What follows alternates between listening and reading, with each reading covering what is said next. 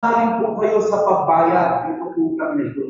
Kaya sa totoo, wala naman kayong kailangang pasalamatan kung hindi ang sarili po ninyo dahil nagawa niyo ng paraan na makapag-graduate po kayo.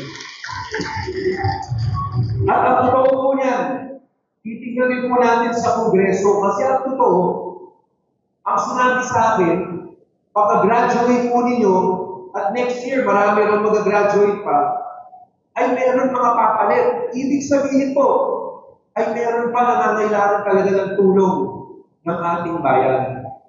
Pero sa totoo, sinasabi ko nga sa DSWD, hindi dapat ganito ang ating programa. Ang dapat na programa po natin ay talagang tunay na sana ang mga kababayan natin hindi na kailangan pumasok sa 4-piece program. Kasi kung pumapasok ka sa 4-piece program, ibig sabihin, ang mali dito, kami mga nanunungkulan. Kasi hindi namin provide sa inyo ang livelihood, ang means of survival.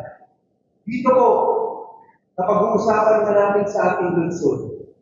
Dito po sa ito, ang pinaka-mga nangangailangan ng tulong, yung pa po yung pinaka-mababait na tao at hindi maangal ng mga tao. Totoo, yung mga nangangailangan ng tulong, yung tunay na tulong dito sa ating bansa, minsan kulang pa ang tulong ng gobyerno, minsan pa, masungit pa pagbigay ng tulong.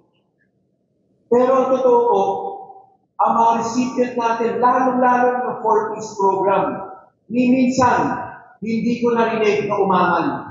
Ni minsan, hindi ko narinig na nagsabi, sobrang ang tulong ang binibigay nyo. Ang recipients na natin ng 4-piece, kung ano mabigay kahit na napakaliit nga po, sa totoo lang, pero tinatanggap po ng ating mga 4-piece beneficiaries. Kaya sa bawat isa po sa inyo, hindi magiging madali yung susunod na pupuntahan po ninyo. Ang intindi ko rin po, pagkatapos nito, pagka-graduate ninyo, ay lilipat naman po kayo yung mga wala. Sino po dito ang may trabaho na? Sino ang wala pang trabaho?